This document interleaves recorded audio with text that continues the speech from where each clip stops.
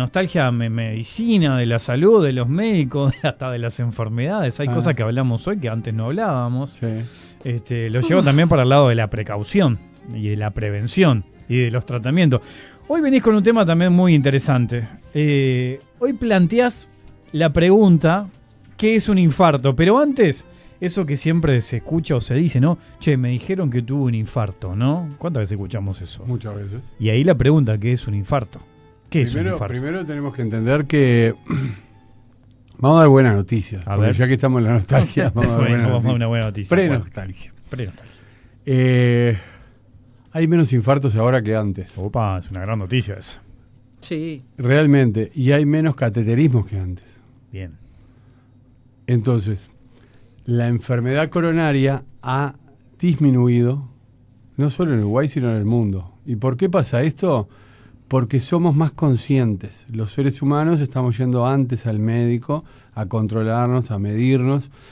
Yo qué sé, hace 50 años la persona de repente tenía un infarto porque no se había hecho un colesterol, no se había medido la diabetes, no se había tomado la presión arterial. Uh-huh. Cosa que ahora no existe eso. Siempre te tomás la presión arterial, cada vez que vas a un médico te tomás la presión arterial, cada vez que vas al médico le pedís una rutina completa, te hace un colesterol, te hace una diabetes, una hemoglobina glicosilada. Eso es muy importante entenderlo, cómo se está haciendo la prevención hoy en día, y eso nos está ayudando a que los cardiólogos trabajemos mucho más la parte clínica que la parte que es invasiva, es decir, donde tengo que hacer un cateterismo para saber por qué tiene ese problema de corazón.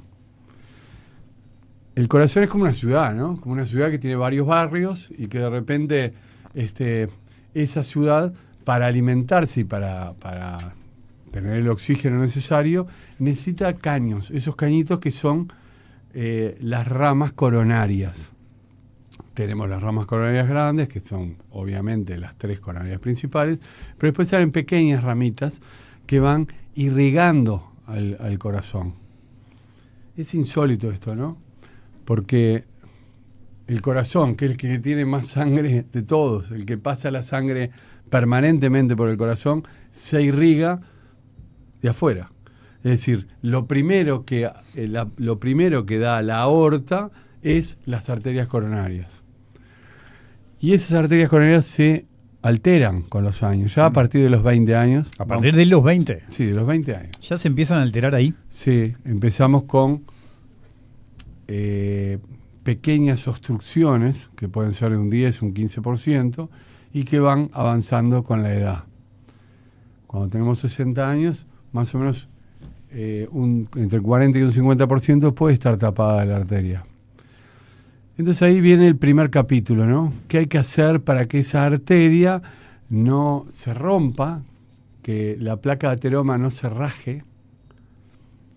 Eso es lo que pasa, ¿no? Se raja la placa de ateroma, sangra, forma un coágulo y ese coágulo es el que da el infarto. Uh-huh. ¿Qué es lo que tenemos que hacer para que esto no pase? Obviamente, lo primero que tenemos que hacer es controlar los factores de riesgo. Hipertensión, colesterol, diabetes, sobrepeso, mala alimentación, sedentarismo, estrés. Son todos factores de riesgo cardiovasculares que justamente lo que hacen es afectar esa arteria fundamental. Las arterias coronarias son fundamentales para nuestra vida. De hecho, la primera causa de muerte en mujeres en Uruguay, primera causa de muerte, es la enfermedad vascular. En hombres está muy equiparado con algunos tipos de cánceres, pero prácticamente también, y fue la primera causa de muerte, por lo menos hasta hace 2 años, fue la primera causa de muerte también en hombres. O sea, está muy parejito ahí. Está muy parejo. En mujeres el primer lugar. Primer lugar. No sé cuán conscientes somos las mujeres de ese dato. Ese es el tema. Muy bien, doctora. Pero es verdad, porque no son conscientes las mujeres. La mujer se hace Papa Nicolau, mamografía. Las mujeres están preocupadas por lo ginecológico. Totalmente. Y ese tema y no se hace una ergometría. No, claro, y además no se hace un electroesfuerzo. El corazón está más relacionado con Los hombres. Sí. Y si estás ahí y puedes entrar, vas a ver que la primera causa de muerte en mujeres claro. es cardiovascular. Y realmente es así. ¿Y por qué pasa esto? Por culpa de los hombres. No, es un no chiste, es por culpa de los chicos. hombres, es por culpa de las mujeres, pero por encima de... Sí, claro, porque son ellas las que no se cuidan. No. Y realmente no hacen protección. De repente es mucho más factible que un hombre quiera saber su colesterol que la mujer quiera saber su colesterol. Es más factible que el hombre se tome la presión que la mujer se tome la presión. Y esto es porque está más preocupada por las enfermedades oncológicas Sí. relacionadas con la ginecología. Esto es un tema interesante porque lo primero que tenemos que hacer hoy, 24 de agosto, tenemos que decirle a todas las mujeres que nos están escuchando que vayan al cardiólogo. Yo sé que algunas mutualistas necesitan pase para ir al cardiólogo. Bueno, consiga el pase, vaya a un médico general, consiga el pase y vaya al cardiólogo. Hágase los estudios básicos de sangre y una ergometría. Con eso ya se quedan bastante tranquilas. La ergometría es un estudio muy sencillo que lleva no más de 15 minutos. Se hace basal, el electrocardiograma, y se toma la presión, y después se va aumentando la carga que se le pone en la bicicleta o en el caminador, y ese aumento de la carga... Es exigente. Tampoco Sí, digas sí, que, no es fácil, yo no digo que sea fácil, pero se hace 15 minutos. Sí, sí. Vos vas aumentando la carga, se va haciendo ese esfuerzo, el cardiólogo lo está viendo en ese momento y va viendo exactamente qué pasa con el electrocardiograma. Si el electrocardiograma disminuye, hay una cosa interesante, ¿no? En el electro, cuando hay un infradesnivel del ST, eso habla de que hay una zona que está sufriendo y que puede determinar un infarto. Entonces estamos anticipándonos al problema. Eso se ve ahí. Se ve ahí. ¿Qué es lo que hay que hacer? Qué buen dato ese. El cardiólogo cuando O sea, ve el eso- cardiólogo va monitoreando todo y va Todo. viendo todo. Claro, entonces te lo informa, ¿no? Ahí Y te está. informa, ergometría positiva. Bueno, el cardiólogo tratante, que es el responsable de ese paciente, lo que tiene que hacer es pedir una medicina nuclear, que es un SPECT. El SPECT se pide para corroborar ese diagnóstico, porque a veces hay ergometrías positivas que son falsamente positivas. De hecho, Ajá. la sensibilidad de la ergometría es 65%. Entonces hay un porcentaje de eso que o no se diagnostica. Entonces, por ejemplo, tenés una ergometría dudosa que mueve un poquito el electro, pero que no termina de ser una ergometría positiva. Y la dudosa siempre tiene que hacer un SPECT. El SPECT es medicina nuclear. Se hace esfuerzo de vuelta y se ve cómo se irrigan las partes del corazón. Es decir, la parte anterior, la posterior, la media. Se ve cómo se irrigan y de acuerdo a cómo da ese estudio, puede ser también, hay ecografías que se hacen.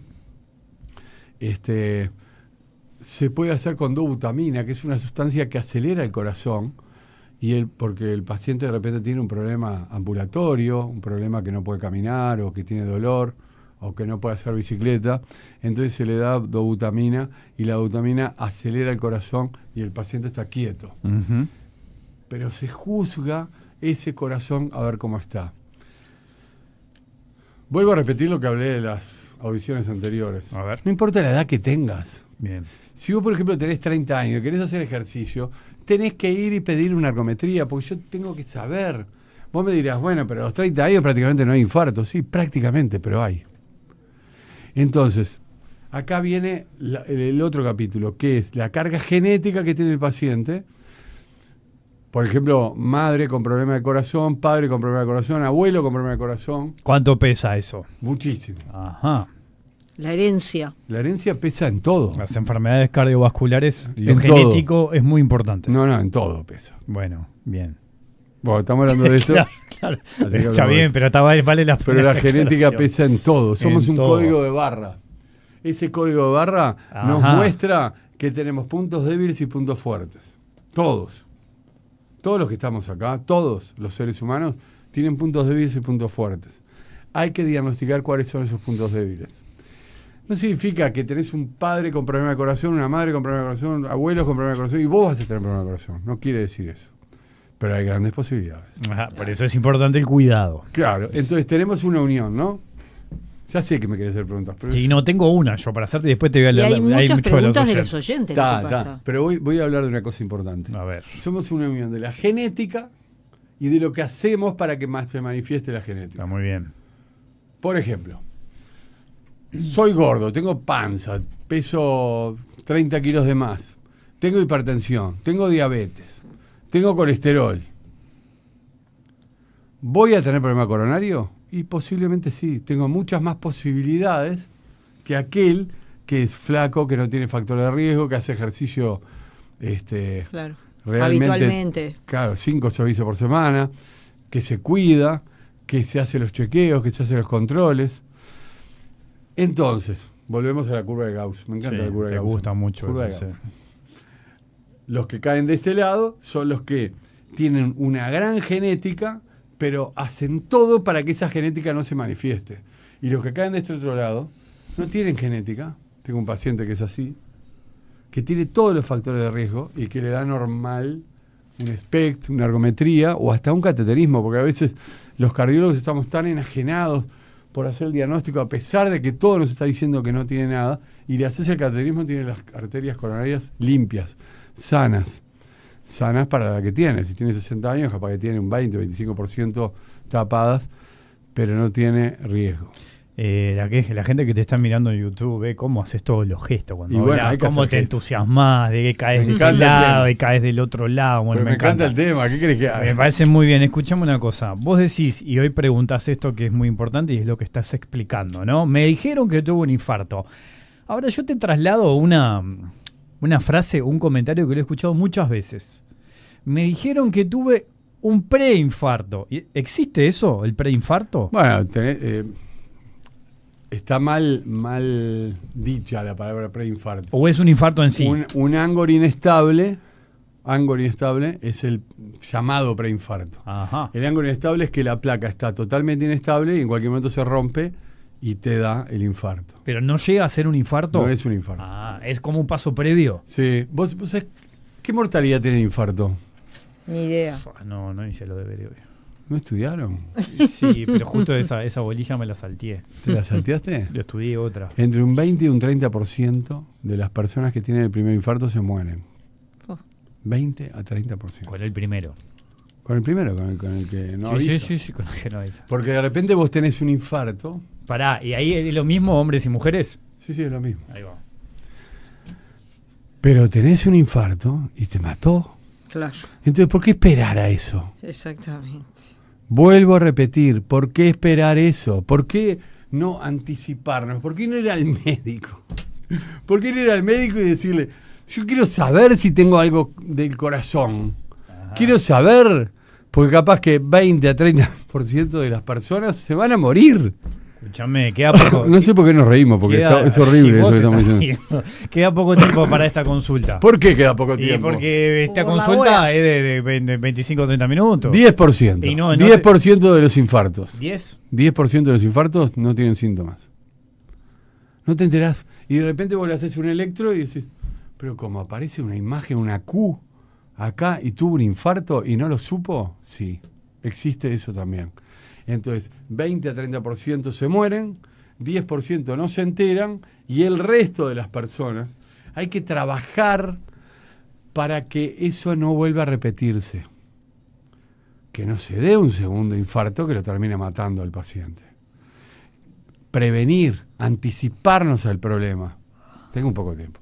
Sí. Prevenir. ¿Por qué anticiparnos al problema? ¿Qué significa anticiparte al problema? Bueno, ya pasó esto.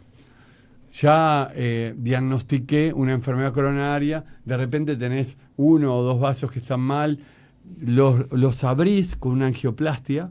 La angioplastia es que pones un catéter y abrís la arteria en la zona que está parcialmente tapada, ponele en un 80-85%, está tapada esa arteria.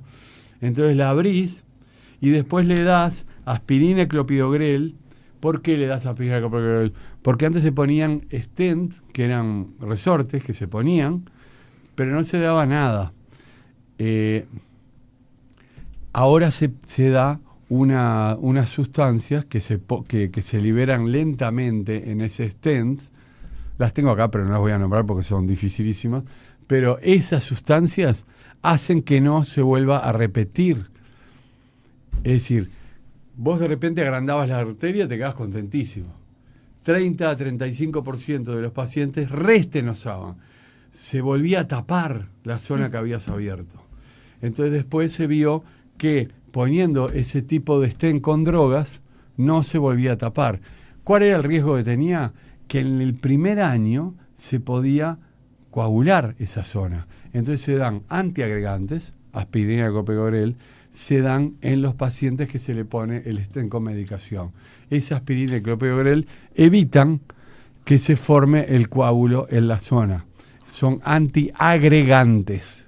Esto es muy importante entenderlo, porque también están los anticoagulantes que se pueden usar en fibrilación auricular o en otras enfermedades. Pero los antiagregantes hay que usarlos en este tipo de intervención. Bueno, queda poco tiempo en este consultorio y tengo una lista de pacientes del lado de otro lado. ¿Hay muchos? Pero con millones de preguntas. Me encanta Yo qué sé. Pregunta para el doc, ¿cada cuánto tiempo hay que hacerse una ergometría? Tengo 63 años. 63 años tiene que hacerse una, y si le da todo bien y realmente bien, a los 5 años se puede hacer otra. Ajá. Y si no tiene síntomas, ¿no? Hola, entendí cuando me hice chequeo que la escala de medición del colesterol se flexibilizó. ¿Puede ser? Por supuesto que no. ¿Qué significa eso? Que si yo tengo una enfermedad, una diabetes, por ejemplo, tengo que estar menos de 50 de LDL. Menos de 50 de LDL. ¿Estás escuchando la cifra? Sí. Porque soy diabético, ya soy vascular. Si tengo hipertensión arterial, tengo que tener menos de 100. Claro. Hay que entender que los valores de LDL tienen que estar bajos. ¿Por qué? Porque la LDL... Tengo tiempo, no seas malo. La LDL tiene cuatro fases, 4 tipos de LDL. La LDL2 es la más aterogénica. Entonces de repente tengo el LDL completamente normal, pero como tengo factores de riesgo, tengo que bajarlo, y como no puedo fraccionar la LDL, porque es muy difícil, en otros países se hace, pero acá no, tengo que bajar toda la LDL y bajarla de acuerdo a las enfermedades que tengo. ¿Soy diabético? Bueno, bajarla a menos de 50. Si soy hipertenso, menos de 100. Y así sucesivamente. No hablé de bypass, no hablé de nada. Un oyente que dice tener el colesterol alto, le mandaron estatinas, Sí, está bien. pero no se anima a tomarlas, porque tiene miedo que le perjudique el hígado. Para nada. Que Muy las bien. tome libremente y que se haga funcionar, y el simograma hepático de control. Clínicarevital.com.uy 2-403-2404. Estás echando de que llegué. Tengo una tanda de 3 minutos para mandar. Mirá, bueno, escuchame una cosa. Portate bien, yo sé que vas a nostalgiar hoy. Por supuesto. Yo sé que vos te portás bien. Siempre. Y bueno, capaz que para mucha gente hoy es el permitido, el día permitido. Sí, puede ser. Pero mañana se me portan bien de vuelta. Sí, ¿Te parece? perfecto. Y si no, el lunes que viene En nombre de la patria. los rezongamos a todos el lunes que viene acá. Gracias, Fernando. Claro que sí.